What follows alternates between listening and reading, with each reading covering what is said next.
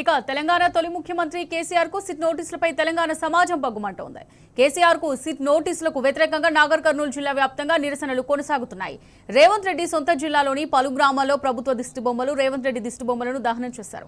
అచ్చంపేట మండలం అంకిరంపల్లి, తెలకపల్లి మండలం కారువంగలో నిరసన కార్యక్రమాలు చేపట్టారు. ప్రభుత్వ వ్యతిరేక నినాదాలతో మారుమోగించారు.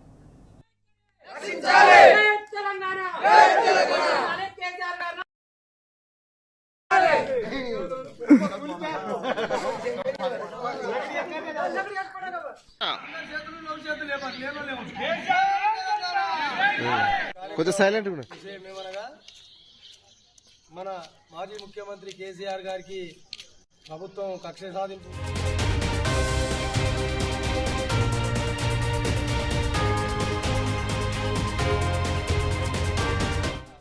మాజీ ముఖ్యమంత్రి సిట్ నోటీసులు ఇచ్చిన సందర్భంగా ఈ కక్ష సాధింపు చర్యకు పూనుకున్నటువంటి ముఖ్యమంత్రి రేవంత్ రెడ్డి గారి యొక్క దిష్టి బొమ్మను దగ్ధం చేస్తూ అదేవిధంగా మనకు రావాల్సినటువంటి